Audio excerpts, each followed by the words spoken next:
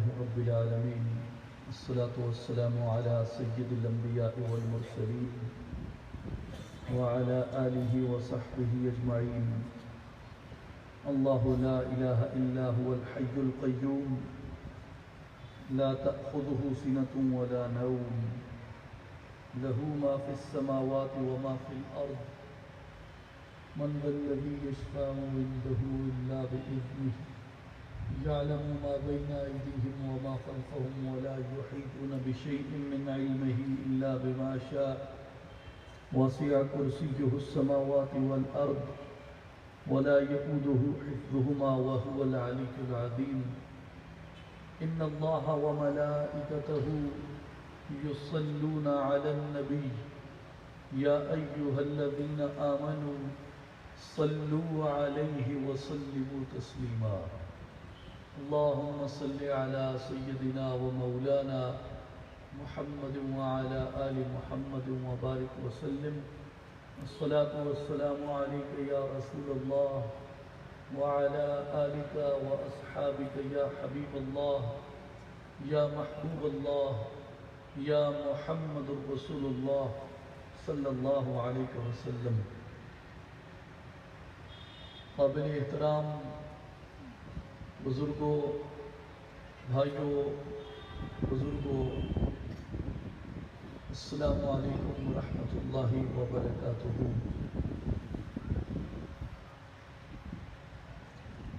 آج موسم بھی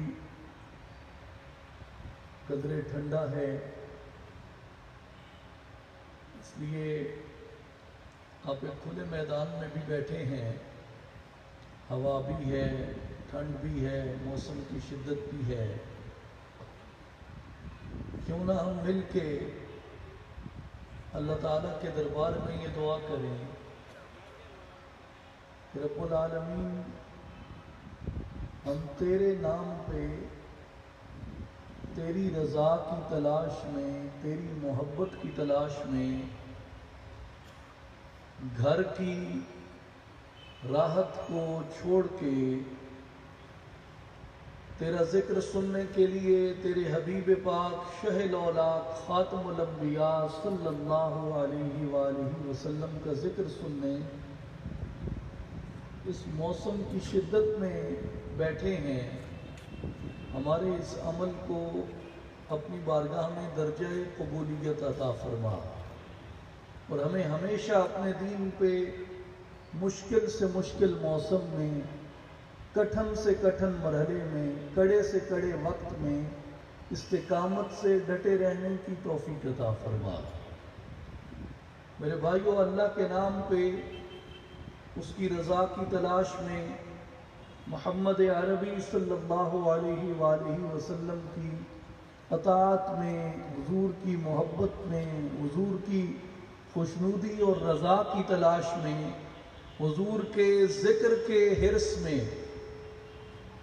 حضور کے ذکر کی خواہش میں بندے کا تکلیفیں سہنا، مشکلات سہنا،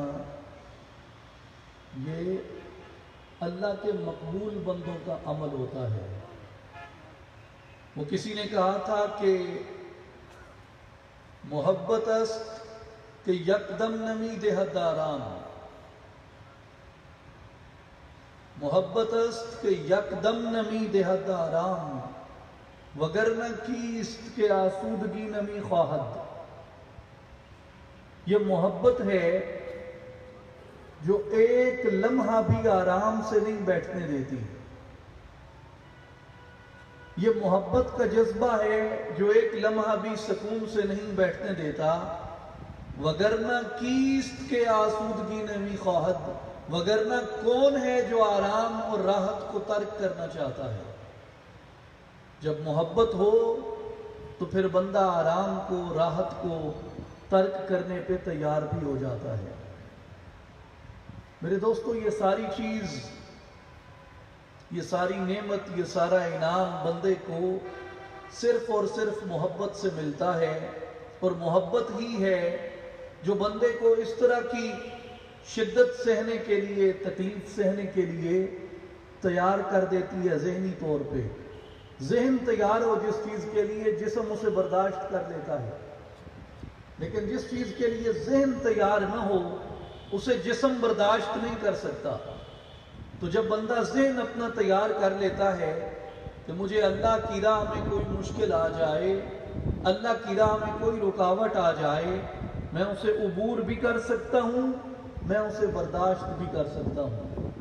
ہمیشہ بندے کو اللہ سے یہ دعا کرنی چاہیے کہ مولا ہم پہ کرم فرما، ہم پہ رحم فرما، ہم کمزور ہیں، بعض دفعہ ہمارا جسم ساتھ نہیں دیتا، بعض دفعہ ہمارا عقل، ہماری خرد ہمارے جسم کے سامنے تیرے راستے میں ہمارے لیے رکاوٹیں پیدا کرتی ہے، ہمیں تکلیف اور موسم کی اور دیگر زمانے کی شدتیں سہنے پہ تیار نہیں ہونے دیتی۔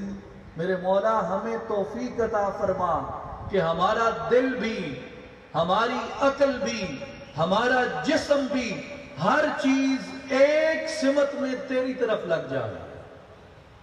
جب یہ ساری چیزیں یکجا ہو کے اللہ کی طرف چل پڑتی ہیں تو بندے کے وجود کے اندر کے تفرقے ختم ہو جاتے ہیں۔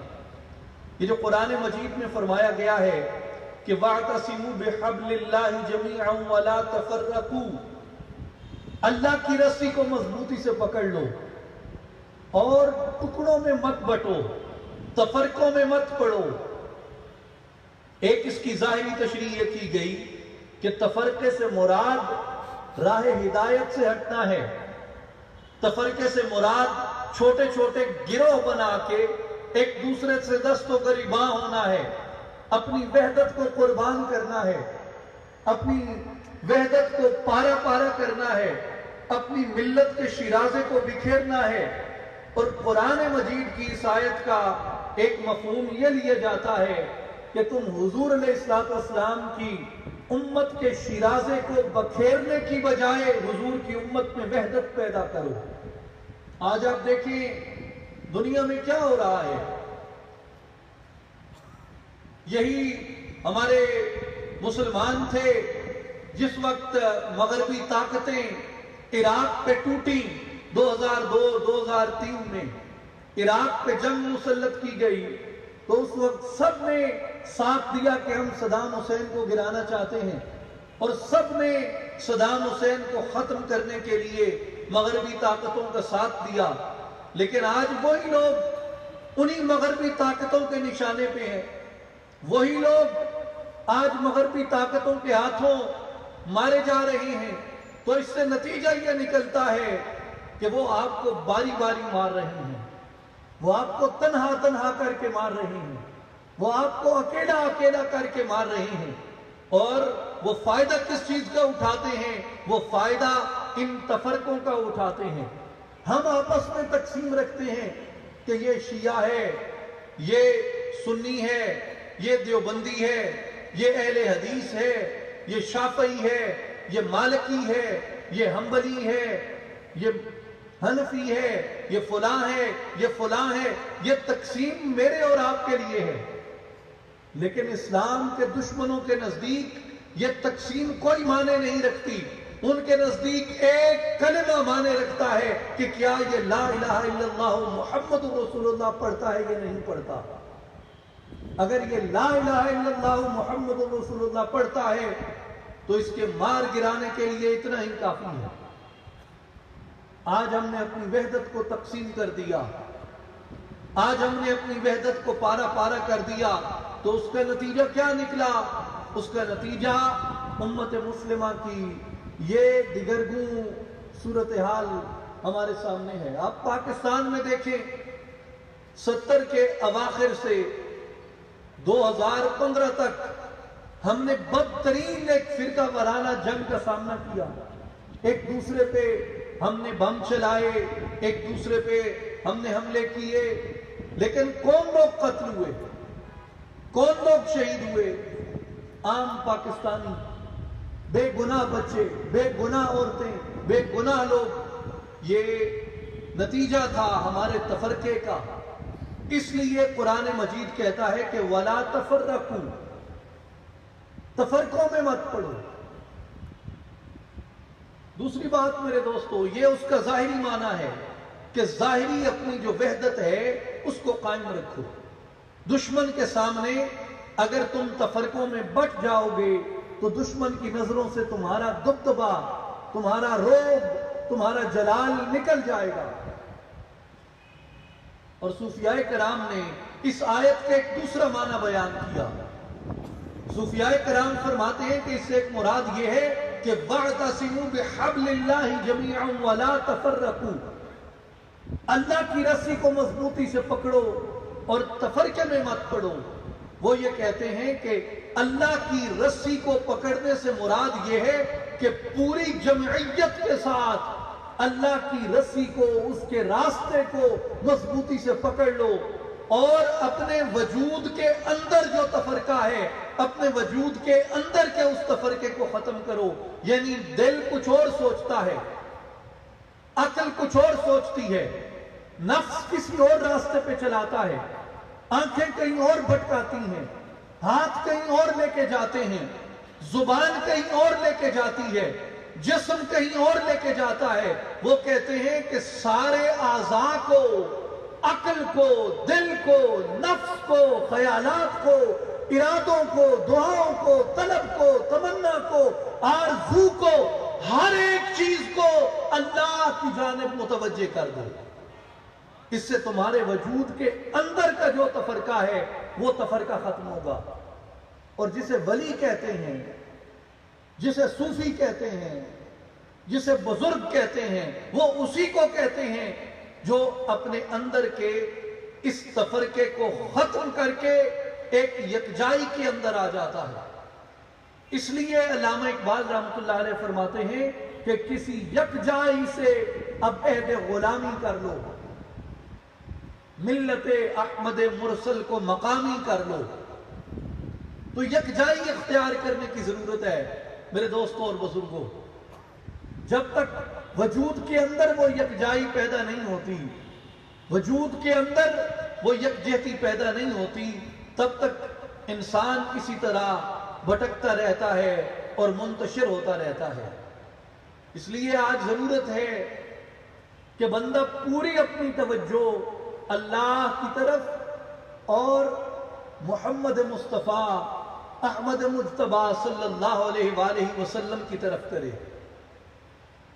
اور یہ راستہ قرآن بتاتا ہے کہ جیسے تمہیں توحید سے وابستہ ہونے کی ضرورت ہے، لا الہ الا اللہ کے ساتھ اپنا تعلق استوار کرنے کی، مضبوط کرنے کی، پختہ کرنے کی ضرورت ہے، اسی طرح تمہیں اپنی دنیاوی اور اخروی زندگی کی بقا کے لیے محمد الرسول اللہ صلی اللہ علیہ وآلہ وسلم کے عشق و محبت کی ضرورت ہے. اور قرآن میں آپ دیکھیں، جہاں بھی آپ قرآن مجید میں دعوت توحید پڑھتے ہیں، توحید سے جڑنا، اپنا تعلق مضبوط کرنا، عقیدہ مضبوط کرنا، اپنے دل کو اس سے وابستہ کرنا پڑھتے ہیں، وہیں آپ کو قرآن مجید سرکار دو عالم صلی اللہ علیہ وآلہ وسلم کی ذات گرامی کی محبت، حضور کا عشق، حضور علیہ الصلوۃ والسلام سے جڑنا اور تعلق سکھاتا ہے. مثلا اللہ نے سورہ النساء میں حکم فرمایا، یا ایھا الذین آمنوا آمنوا باللہ ورسولہ، اے ایمان والو ایمان لاؤ اللہ پر اور اس کے رسول صلی اللہ علیہ وآلہ وسلم پر. سورہ الاعراف میں فرمایا، فآمنوا باللہ ورسولہ النبی الأمی، کہ پس ایمان لاؤ اللہ پر اور اس عظمتوں اور شانوں والے رسول صلی اللہ علیہ وآلہ وسلم پر جس کو اللہ نے اپنے دربار سے تعلیم خاص عطا فرمائی ہے، امی بنا کے بھیجا جس کو.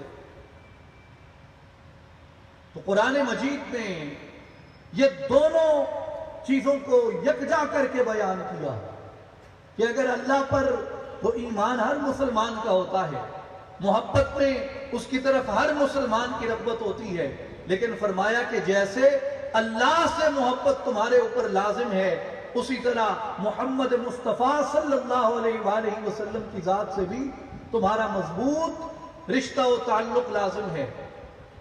آپ قرآن مجید میں دیکھیں کہ جہاں قرآن مجید نے مسلمانوں کے اندر توحید سے اخلاص پیدا کرنے کی ترغیب دلائی، مثلا قرآن مجید نے ایک جامع ترین بیان جو اللہ کی توحید سمجھانے کے لیے مسلمان کو بیان کیا، وہ 4 کلمے ہیں سورہ اخلاص کے۔ قل هو اللہ احد اللہ الصمد لم یلد ولم یولد ولم یکن لہ کفوا احد۔ 4 جامع اور مختصر کلموں کے اندر پوری توحید اللہ نے اپنی سمجھا دی۔ اسی طرح آپ سورہ والحشر کی آخری آیات دیکھ لیں، سورہ الحدید کی ابتدائی آیات دیکھ لیں، آیت الکرسی کو دیکھ لیں، سورہ فاتحہ کو دیکھ لیں، آپ کو قرآن مجید نے جگہ جگہ پھیلا کے اس مضمون کو پورے قرآن میں پھیلا کے اللہ نے مسلمان کو قرآن میں ہر جگہ پر اپنی توحید کی رغبت عطا فرمائی۔ میرے دوستو، اسی طرح قرآن مجید نے اللہ نے اپنی آخری اور پاک کتاب کے اندر، اپنے پاک کلام کے اندر محمد مصطفیٰ احمد مجتبیٰ صلی اللہ علیہ وآلہ وسلم کی محبت، حضور کی عظمت، حضور کی رفعت اور حضور کی شان سمجھائی ہے مومنوں کو، اور حضور کی محبت کی رغبت و ترغیب دلائی ہے۔ جیسے سورہ اخلاص 4 مختصر کلموں میں توحید مسلمان کے وجود میں راسخ کر دیتی ہے، اسی طرح اللہ تعالیٰ نے مختصر ترین اور جامع ترین اپنے کلام میں محض 3 جملوں میں سورہ کوثر کے اندر محمد مصطفیٰ کی شان سمجھا دی ہے۔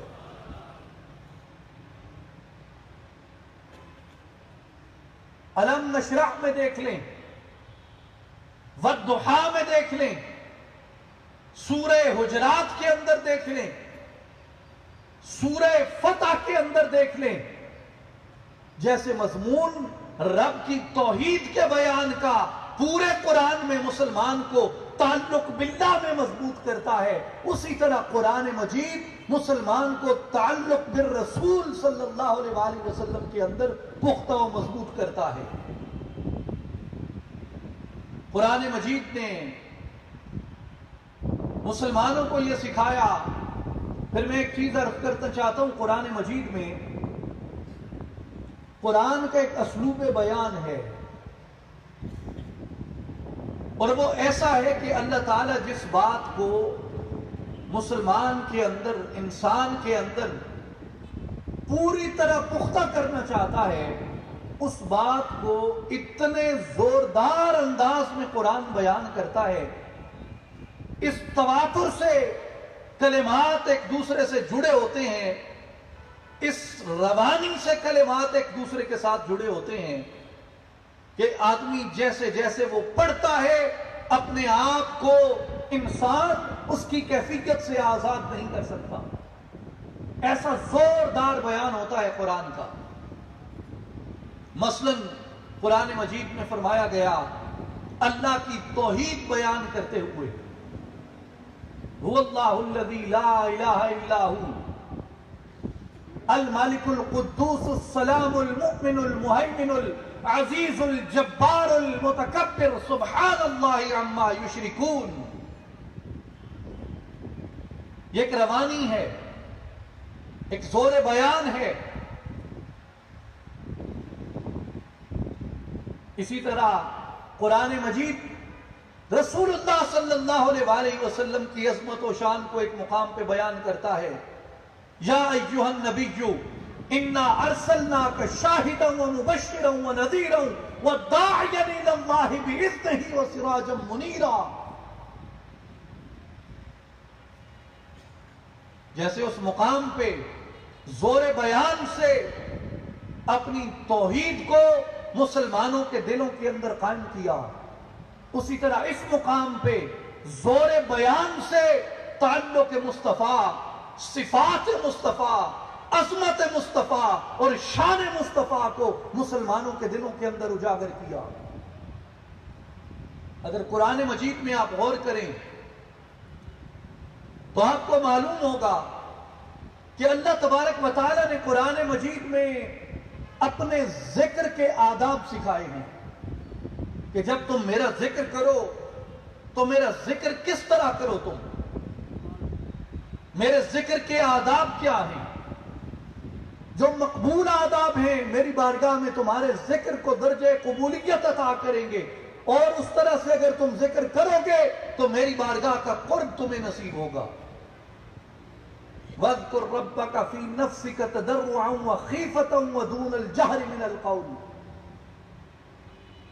اللہ کا ذکر کرو اپنی سانسوں کے اندر خفیہ طریقے سے، گڑ گڑا کے، عاجزی سے اور بغیر آواز نکالے اس کا ذکر کرو۔ یہ اللہ نے اپنے ذکر کے آداب سکھائے ہیں قرآن میں کہ گڑ گڑا کے، عاجزی سے، گریہ وزاری کرتے ہوئے، سانسوں کے اندر بغیر آواز نکالے اس کا ذکر کرو۔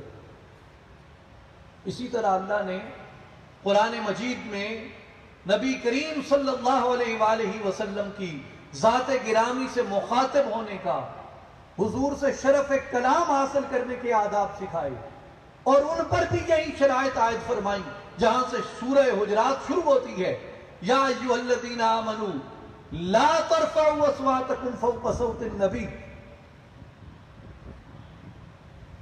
مسلمانوں، ایمان والو، یاد رکھو جب میرے نبی کے دربار میں حاضر ہوا کرو تو اپنی آوازوں کو پست کر لیا کرو، میرے نبی کی آواز پہ تمہاری آواز اونچی نہیں ہونی چاہیے۔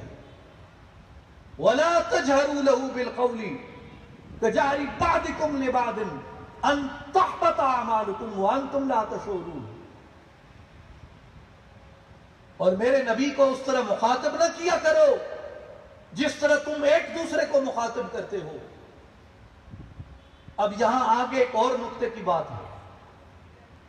قرآن مجید میں ایک مقام پہ آیا ہے سورہ زمر میں کہ اگر تم شرک کرو گے لَيَحْبَطَنَّ عَمَلُكَ، اگر تم شرک میں مبتلا ہو گئے تو تم نے جتنی نیکیاں کی ہوں گی، جتنے اچھے کام کیے ہوں گے، جتنے بھلائی کے کام کیے ہوں گے، جتنے خیر کے کام کیے ہوں گے، تمہاری ساری نیکیاں، سارے تمہارے نیک امور وہ برباد کر دیے جائیں گے۔ کس لیے؟ اگر تم نے شرک کیا، اگر تم اللہ کے علاوہ کسی اور کو پوجنے لگے، اللہ کے علاوہ کسی اور کی پرستش کرنے لگے تو تمہارے سارے اعمال برباد کر دیے جائیں گے۔ میرے دوستو، سورہ حجرات میں ایک دوسرے مقام پہ اللہ کریم ارشاد فرماتے ہیں کہ اگر تم نے میرے نبی کو اس طرح پکارا جس طرح عام لوگوں کو پکارتے ہیں، حضور کی تعظیم کا، حضور کی عزت کا، حضور کے ادب کا تم نے پاس اور خیال نہ رکھا، ان تحبط اعمالکم وانتم لا تشعرون، تمہارے اعمال برباد کر دیے جائیں گے اور تمہیں ان کی خبر ہی نہیں ہوگی۔ میرے دوستو، نیک عمل ایک الگ درجہ ہے۔ ایک بندہ ساری زندگی اچھے کام کر سکتا ہے، بھلائی کے کام کر سکتا ہے، فلاح کے کام کر سکتا ہے، غریبوں کو کھانا کھلائے، یتیموں کی نگہداشت کرے، بھوکوں میں کھانا تقسیم کرے، گداؤں میں وہ صدقہ و خیرات بانٹے، عزیز و اقارب کے، ہمسایوں کے حقوق کا خیال رکھے، بیماروں کو ہسپتالوں میں جا کے ادویات خرید کے دے۔ ہر اچھا کام جو ایک انسان کو زیب دیتا ہے اگر وہ کرتا رہے، اللہ تعالیٰ فرماتا ہے اگر تم نے شرک کیا، اگر تم نے میرے ساتھ کوئی شریک ٹھہرایا، لَيَحْبَطَنَّ عَمَلُكَ، تمہارے یہ سارے نیک اعمال برباد ہو جائیں گے، پھر نہ بھوکوں کو کھانا کھلانا کام آئے گا، نہ غریبوں کی مدد کرنا کام آئے گا اور نہ حقوق پورے کرنا کام آئے گا اگر تم اللہ کے علاوہ کسی کی پرستش کرتے رہے، اللہ کے علاوہ کسی کو عبادت کے لائق اور عبادت کا مستحق سمجھتے رہے۔ اسی طرح قرآن کہتا ہے کہ تم بھلے صدقات خیرات کثرت سے دو، بھلے بیماروں کی مدد کرو، ضعیفوں کی مدد کرو، یتیموں کی مدد کرو، غریبوں کی مدد کرو، حقوق کا خیال رکھو، عزیز و اقارب سے احسان کا معاملہ کرو، لیکن اگر حب مصطفیٰ تمہارے دل میں نہیں ہوگی، ادب مصطفیٰ تمہارے دل میں نہیں ہوگا، تعظیم و تکریم رسول صلی اللہ علیہ وآلہ وسلم سے تمہارے دل مزین نہیں ہوں گے، ان تحبط اعمالکم، تمہارے اعمال برباد کر دیے جائیں گے، یہ نیکیاں تمہیں نفع نہیں دیں گی۔ نیکیاں اسی صورت میں مومن کو نفع دیتی ہیں کہ مومن کے دل کے اندر اللہ کا تعلق پختہ ہو اور مومن کے دل کے اندر رسول اللہ صلی اللہ علیہ وآلہ وسلم کا ادب و تعظیم اتر چکا ہو۔ اور ایک اور میں نقطے کی بات آپ کو عرض کروں، جہاں قرآن نے یہ کہا ہے کہ وَلَا تَجْهَرُوا لَهُ، ان کو اس طرح نہ پکارو جس طرح تم ایک دوسرے کو پکارتے ہو، ایک دوسرے کو ندا دیتے ہو، ایسے نہ پکارو۔ امام قاضی عیاض مالکی اندلسی رحمت اللہ علیہ نے اس پہ یہ ارشاد فرمایا کہ مومنوں یاد رکھو رسول اللہ صلی اللہ علیہ وآلہ وسلم کو اس طرح نہ پکارنا جس طرح عام لوگوں کو پکارتے ہیں۔ فرمایا یہ سنت الہی ہے۔ کیسے کہ اللہ تعالیٰ نے عام انسان تو اپنی جگہ رہے، ملائکہ اپنی جگہ رہے، اللہ نے جب انبیاء کو پکارا تو آدم علیہ السلام کو پکارتے ہوئے یا آدم کہا، آدم کے نام سے پکارا۔ نوح علیہ السلام کو پکارتے ہوئے ان کے نام سے ندا دی، یا نوح۔ ابراہیم علیہ السلام کو پکارا تو ان کو ان کے نام سے ندا دی، یا ابراہیم۔ موسیٰ علیہ السلام کو پکارا تو انہیں ان کے نام سے ندا دی، یا موسیٰ۔ عیسیٰ علیہ السلام کو پکارا تو انہیں ان کے نام سے ندا دی، یا عیسیٰ۔ لیکن قاضی عیاض فرماتے ہیں کہ جب محمد مصطفیٰ احمد مجتبیٰ صلی اللہ علیہ وآلہ وسلم کی باری آئی تو میرے نبی کو اللہ نے میرے نبی کے نام سے نہیں پکارا، حالانکہ اسے پیدا کرنے والا ہے، حالانکہ انہیں یہ عزتیں، عظمتیں، شانیں عطا کرنے والا بھی وہ خود ہے، لیکن جب میرے نبی کو پکارنے کی باری آئی تو قرآن میں 4 مقامات پہ میرے نبی کا نام اسم محمد اور اسم احمد آیا، لیکن کہیں بھی اللہ نے اسم محمد اور اسم احمد کو مخاطب کر کے ندا نہیں لگائی، بلکہ جہاں نبی کو پکارا یا ایھا النبی کہہ کے پکارا، یا ایھا الرسول کہہ کے پکارا، یا ایھا المزمل کہہ کے پکارا، یا ایھا المدثر کہہ کے پکارا۔ اس لیے اللہ نے کہا کہ مومنوں، میں نے اپنے نبی کو پکارنے کے انداز میں نے بھی بدل دیے ہیں، میرے نبی کو پکارنے کے انداز تم بھی بدل ڈالو۔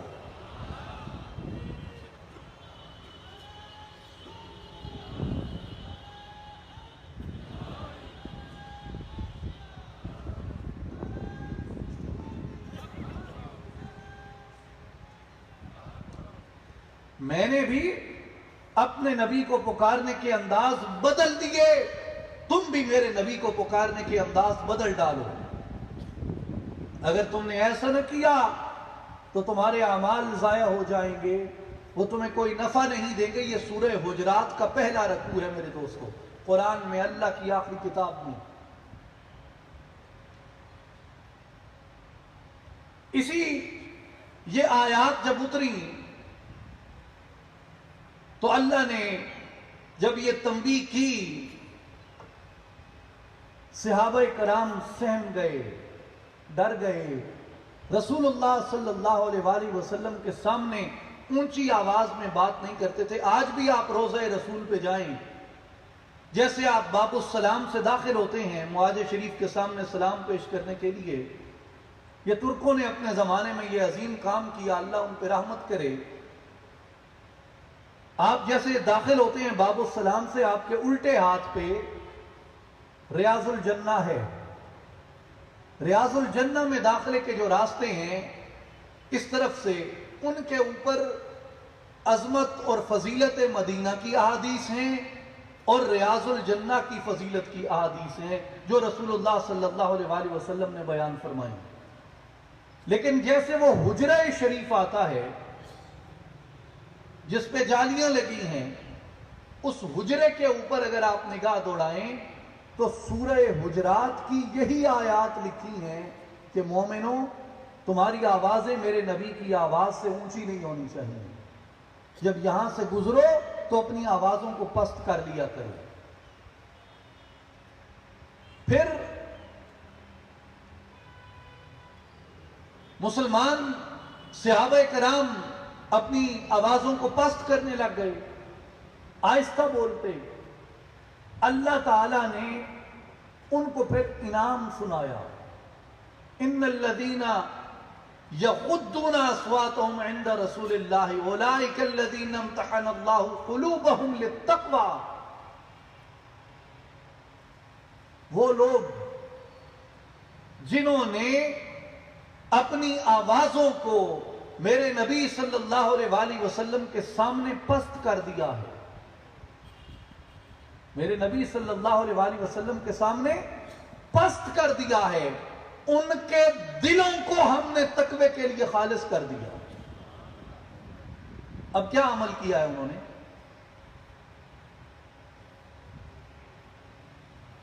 محض اتنا عمل کہ حضور علیہ السلام کی عزت و تکریم میں حضور کے سامنے اپنی آوازیں پست کر دی، فرمایا ان کے دلوں کو ہم نے تقوی کے لیے خالص کر دیا۔ مسلمانوں یاد رکھو، ہر چیز کا ایک تقوی ہوتا ہے، ہر چیز کے تقوی کا ایک عمل ہوتا ہے۔ پاؤں کا تقوی کیسے پیدا ہوتا ہے؟ پاؤں کا تقوی پیدا ہوتا ہے آپ مسجد کی جانب چل کے جاتے ہیں۔ پاؤں کا تقوی پیدا ہوتا ہے آپ بیت اللہ کی جانب چل کے جاتے ہیں، آپ مسجد نبوی کی جانب چل کے جاتے ہیں، آپ مسجد اقصی کی جانب چل کے جاتے ہیں، آپ قرآن سننے چل کے جاتے ہیں، آپ اللہ والوں کی مجلس میں بیٹھنے جاتے ہیں، آپ ذکر کی مجلس میں بیٹھنے جاتے ہیں۔ یہ پاؤں کا تقوی اس سے پیدا بھی ہوتا ہے، مضبوط بھی ہوتا ہے۔ ہاتھوں کا تقوی ہے، ہاتھ قرآن کو چھوئے، ہاتھ قرآن کو اٹھائے، ہاتھ صدقہ دے، ہاتھ خیرات دے، ہاتھ غریبوں میں، یتیموں میں، مساکین میں کچھ بانٹے، یہ ہاتھ کا تقوی ہے۔ زبان کا تقوی کیا ہے؟ بری بات سے رک جانا، گالم گلوچ سے رک جانا، غیبت سے رک جانا، بہتان سے رک جانا، نیکی کا عمل کرنا، قرآن پڑھنا، اللہ کا ذکر کرنا، یہ بات زبان کو متقی کرتی ہے، زبان کو تقوی دیتی ہے۔ آنکھوں کا تقوی کیا ہے؟ کہ نامحرم کی جانب تمہاری نگاہ نہ اٹھے۔ اللہ نے جن رشتوں کو تم پہ حرام کیا، آنکھ میں اس کا تقدس قائم رہے، آنکھ میں اس کا احترام قائم رہے، یہ آنکھ کا تقوی ہے۔ بیت اللہ کو دیکھنا آنکھ کا تقوی ہے، گنبد خضرا کی زیارت کرنا آنکھ کا تقوی ہے، ماں باپ کا چہرہ دیکھنا آنکھ کا تقوی ہے، قرآن پڑھنا آنکھ کا تقوی ہے۔ میرے دوستو، اسی طرح قرآن سننا کان کا تقوی ہے، آذان سننا، آذان کے وقت خاموش ہو جانا، یہ کان کا تقوی بھی ہے، زبان کا تقوی بھی ہے، عقل کا تقوی بھی ہے۔ آذان کے وقت خاموش ہونا، ہر عمل تقوی کی ایک علیحدہ سمت کو وجود میں پیدا کرتا ہے میرے دوستو۔ لیکن اللہ نے کیا بتایا کہ دل کا تقوی کس چیز میں ہے؟ آنکھ کا تقوی برائی کی جانب دیکھنے سے رک جانا، کان کا تقوی کتاب اللہ کی تلاوت سننا، اذان سننا، پاؤں کا تقوی اللہ کے گھر کی طرف چل کے جانا، ہاتھ کا تقوی غریبوں میں مساکین میں خیرات بانٹنا، اور دل کا تقوی محمد مصطفیٰ کی تعظیم کرنا ہے۔ دل کا تقوی حضور کا ادب کرنا ہے۔ ان الذین یغضون اصواتهم عند رسول اللہ اولئک الذین امتحن اللہ قلوبهم للتقوی۔ جو میرے نبی کے ادب میں، میرے نبی کے احترام میں، میرے نبی کی عزت میں، اس کے وقار کے لیے ادب اختیار کرتے ہوئے زبانوں کو، آوازوں کو پست کر دیتے ہیں، ہم ان کے دلوں کو تقوی کے لیے چن لیتے ہیں، ان کے لیے مغفرت کا اعلان کرتے ہیں، انہیں اجر عظیم عطا کرتے ہیں۔ اس لیے کہ رسول اللہ صلی اللہ علیہ وآلہ وسلم کو اللہ تعالیٰ نے کل کائنات کی جانب رحمت بنا کر بھیجا، اور رسول اللہ صلی اللہ علیہ وآلہ وسلم کو اللہ تعالیٰ نے اپنی مخلوقات میں سب سے افضل اور سب سے اشرف مخلوق پیدا فرمایا۔ خلق سے اولیاء، خلق سے اولیاء، اولیاء سے رسول، اور رسولوں سے اعلیٰ ہمارا نبی۔ کہ عام مخلوق سے اولیاء کا مرتبہ بڑا ہوتا ہے، عام مخلوق سے اولیاء کا مرتبہ بڑا ہوتا ہے، اولیاء سے انبیاء کا مرتبہ بڑا ہوتا ہے، اور انبیاء میں سب سے بڑا مرتبہ رسول اللہ صلی اللہ علیہ وآلہ وسلم کا ہے۔ میرے دوستو، یہ چیز بندے کے اندر حضور کا ادب و احترام، حضور کی ذات سے عشق و محبت، یہ دل کے تقوی کو خالص کرتی ہے۔ ایک تو یہ سبق اپنے ذہن میں رکھی کہ یہ راستہ قرآن مجید نے ہمیں اس لیے دکھایا کہ ہمارے اندر حضور کی جتنی رغبت ہوگی، جتنی کشش ہوگی، جتنی محبت ہوگی، جتنے ہمارے دل حضور کی محبت میں تڑپیں گے، اتنی ہمارے وجود میں قوت عمل پیدا ہوگی، استعداد عمل پیدا ہوگی، اتنا ایمان کے اندر ہم خالص ہوں گے۔ اور یاد رکھیں، حضور کی محبت جب دل میں آتی ہے، جب دل متقی ہو جاتا ہے۔ آپ مجھے ایک بات بتائیں کہ آنکھ میں تقوی آ جائے، آنکھ کی کیا نشانی ہے؟ 3 نشانیاں ہیں آنکھ کے تقوی کی، بڑی سادہ بات ہے۔ آنکھ کے تقوی کی کتنی نشانیاں ہیں؟ 3۔ بھائی تھڈ محکوم ہی لگتی پئی ہے، ذرا اچھا اچھا بولو۔ آنکھ کی تقوی کی کتنی نشانیاں ہیں؟ 3۔ پہلی نشانی یہ ہے کہ آنکھ کا تقوی جب نصیب ہو جائے تو آنکھ نیند پر، غفلت کی نیند پہ ذکر کے جاگنے کو فوقیت دیتی ہے، سونے کی بجائے جاگنا پسند کرتی ہے۔ یہ آنکھ کے تقوی کی پہلی نشانی ہے۔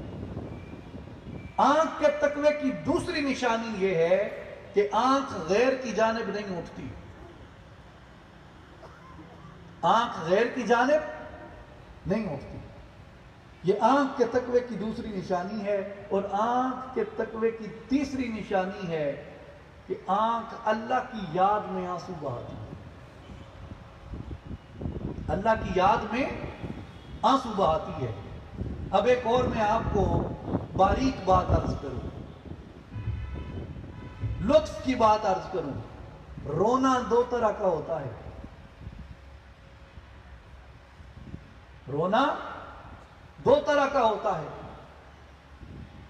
علامہ اقبال رحمۃ اللہ علیہ نے اسرار خودی میں سیدۃ النساء سیدہ فاطمہ الزہراء رضی اللہ عنہا کا ایک شان ان کی بیان کرتے ہوئے ایک شعر لکھا ہے کہ اشک ہائے روز بانی بے نیاز،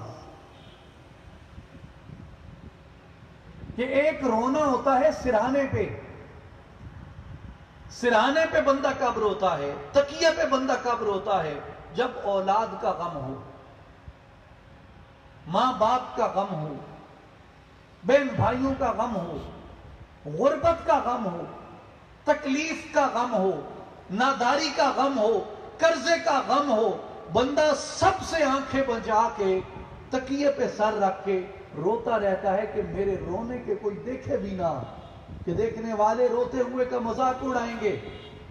एक रोना तकिए पे होता है।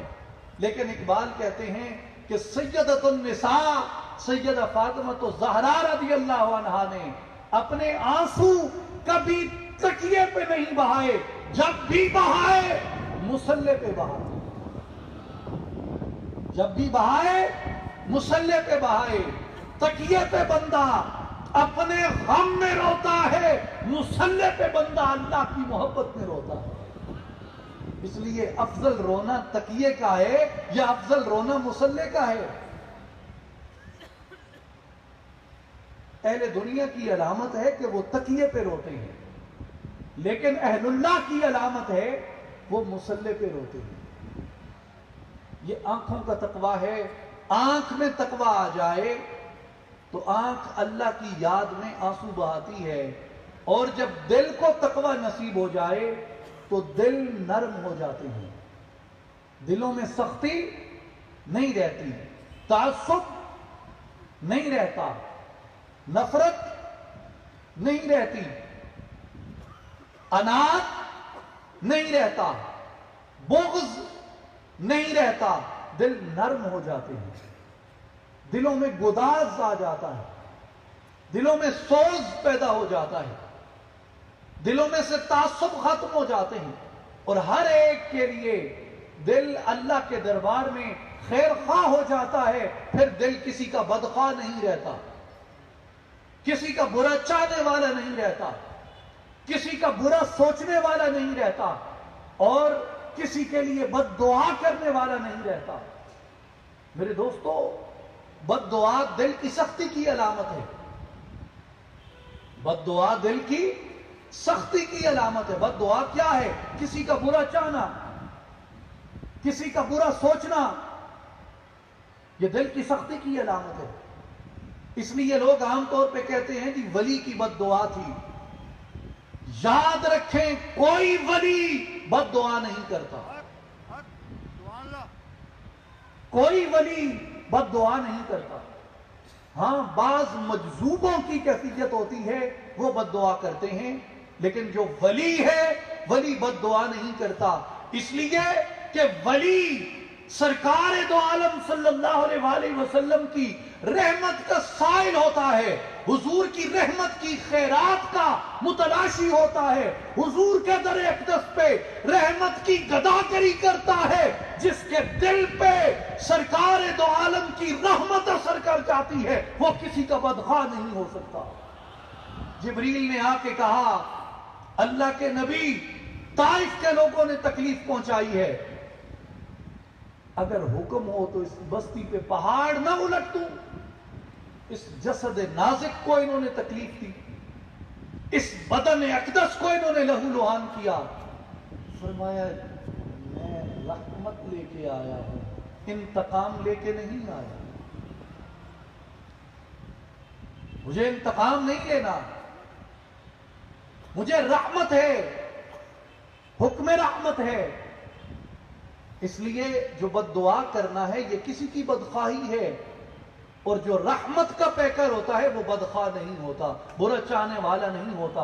अपना आ जाए, बेगाना आ जाए, बानसीब आ जाए, बेनसीब आ जाए,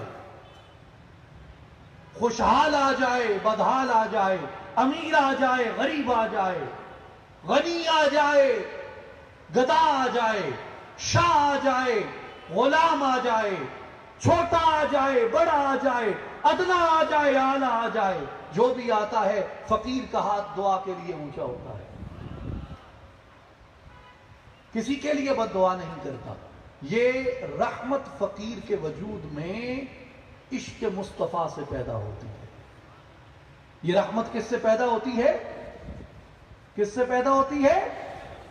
इश्क मुस्तफा से पैदा होती है। تو جس دل میں عشق مصطفیٰ آ جائے وہ دل رحمت الہی کا آئینہ بن جاتا ہے، وہ دل رحمت الہی کا مرکز بن جاتا ہے۔ اس دل میں اللہ کی رحمت ہوتی ہے جو مخلوق کے اندر بڑھتی ہے۔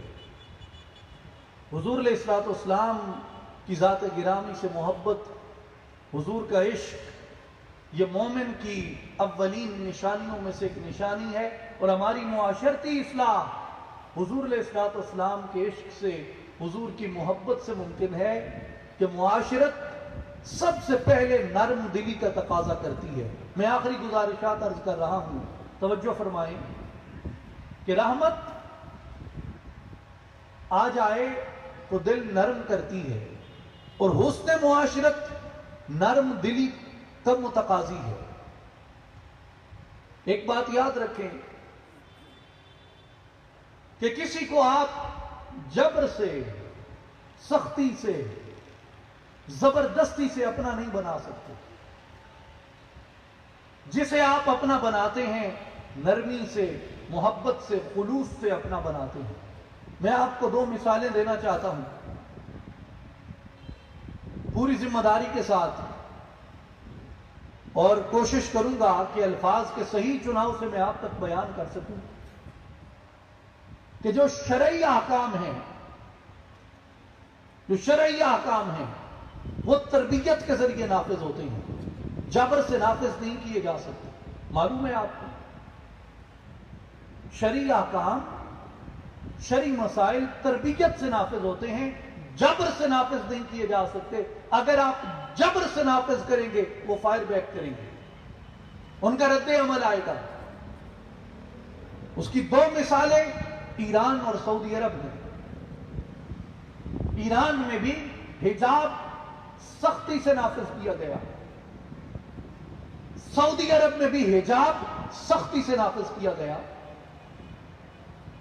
میں نے دونوں ممالک سے، دیگر ممالک میں سفر کیا ہے، ایران سے بھی اور عرب سے بھی اور پاکستان سے بھی۔ جیسے عرب دنیا سے فلائٹ اڑتی ہے، ٹیک آف کرتی ہے، آپ کو بہت لوگ ادھر عرب لوگ حجاب میں نظر آتے ہیں، لیکن 2 گھنٹے کی فلائٹ کے بعد آپ کو کوئی حجاب نظر نہیں آتا۔ یہی حال ایران کا ہے۔ مشہد سے فلائٹ اڑی، آدھی خواتین جو فلائٹ میں تھیں سب نے حجاب اوڑھ رکھے تھے، لیکن جب فلائٹ 1 گھنٹے کی مسافت طے کر گئی تو کوئی حجاب نہیں تھا۔ کیوں؟ اس لیے کہ ان کو حجاب تربیت سے نہیں، ان کو جبر سے کروایا گیا۔ میں یہ کریڈٹ پاکستانیوں کو دیتا ہوں، پاک و ہند کے مسلمانوں کو دیتا ہوں کہ جو یہاں حجاب کرتا ہے، جو یہاں چادر اوڑھتا ہے، وہ فرانس میں بھی اپنے حجاب پہ لڑتی ہیں، وہ جرمنی میں بھی اپنے حجاب پہ لڑتی ہیں، وہ نیو یارک میں بھی اپنے حجاب پہ لڑتی ہیں، وہ لندن میں بھی اپنے حجاب پہ لڑتی ہیں، وہ وارسا میں بھی اپنے حجاب پہ لڑتی ہیں، وہ ماسکو میں بھی اپنے حجاب کے اوڑھنے کے لیے لڑتی ہیں۔ جو یہاں حجاب کرتی ہے وہ وہاں بھی حجاب کرتی ہے، جو وہاں سر نہیں ڈھانکتی اسے آپ یہاں بھی زبردستی نہیں اڑوا سکتے۔ میرے دوستو، شریعت تربیت سے نافذ ہوگی، جبر سے نافذ نہیں ہو سکتی کہ آپ آ کے کہیں کہ اوڑھ لو، اور جو بغیر اس کے نظر آئے اس کا سر اڑا دیا جائے گا، اور یہ جرمانہ کیا جائے گا، اور وہ کیا جائے گا۔ یہ ایک حد تک کارگر ہوتا ہے۔ صحابہ کرام کے دور میں شریعت تربیت سے نافذ ہے۔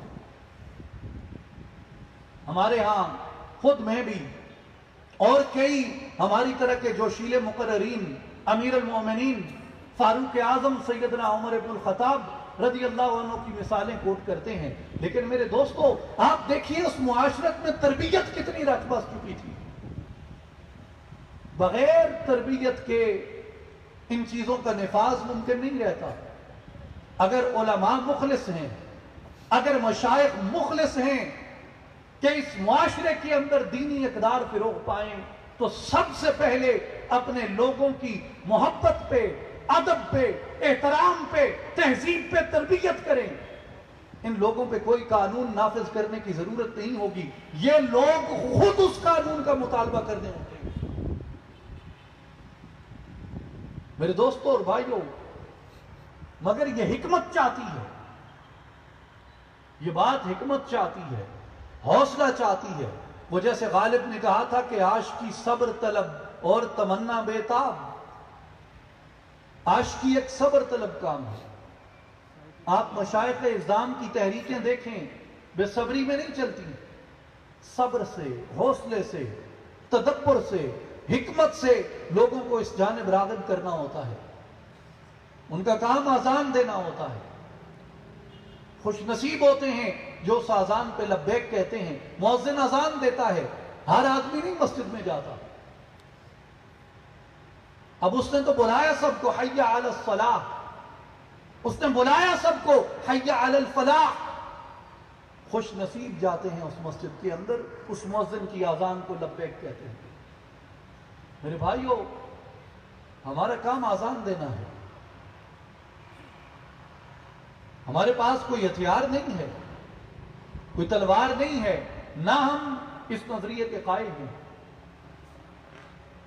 خوش نصیب ہوتے ہیں، سعادت مند ہوتے ہیں، خوش بخت ہوتے ہیں، اللہ کے دربار میں اور رسول اللہ کے دربار میں عزت و تکریم کا مقام وہ لوگ حاصل کرتے ہیں جو خیر کی جانب چل پڑتے ہیں، نیکی کی دعوت آئے اس دعوت کو قبول کرتے ہیں، اچھائی جہاں سے مل جائے اسے چن لیتے ہیں۔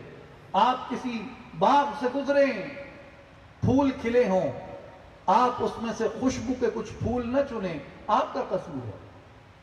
پھول تو کھلے تھے، آپ چاہتے تو چن سکتے۔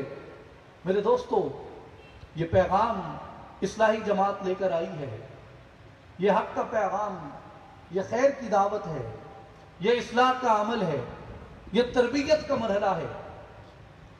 ہماری سب مسلمانوں کو یہی دعوت ہے کہ آئیں، خیر کے اس پیغام کو قبول کریں، رسول اللہ صلی اللہ علیہ وآلہ وسلم کی ذات گرامی کے عشق کے راستے سے، حضور کی محبت کے راستے سے اپنے ظاہر کی اور اپنے باطن کی اصلاح کریں، اپنے آپ کو اس پیکر میں ڈالیں جس میں اللہ آپ پہ راضی ہو، اور قیامت کے دن رسول اللہ صلی اللہ علیہ وآلہ وسلم کی ذات گرامی کے سامنے ہمیں شرمندگی کا اور ندامت کا سامنا نہ کرنا پڑے۔ میں بالخصوص اپنے نوجوان ساتھی جو یہاں تشریف فرما ہیں، آپ سب کو یہ دعوت عرض کرنا چاہوں گا کہ آپ آئیں، اصلاحی جماعت و عالمی تنظیم العارفین میں شامل ہو کے اس دعوت کو عملاً سیکھیں اور لوگوں تک پہنچائیں کہ جو اصلاح کا پیغام ہوتا ہے، جو تربیت کا عمل ہوتا ہے، یہ چراغ سے چراغ روشن ہوتا ہے، یہ دیے سے دیا جلتا ہے۔ جتنا آپ آگے خیر کو پھیلاتے ہیں، خیر اتنا آگے پھیلتا ہے۔ اللہ تعالی ہم سب کو خیر کا نمائندہ بنائے، اللہ تعالی ہم سب کو خیر کا عکاس بنائے اور خیر کا عکس بنائے۔ اللہ تعالی ہمیں اس دنیا میں آخرت میں شر سے محفوظ رکھے۔ وآخر دعوانا ان الحمد للہ رب العالمین۔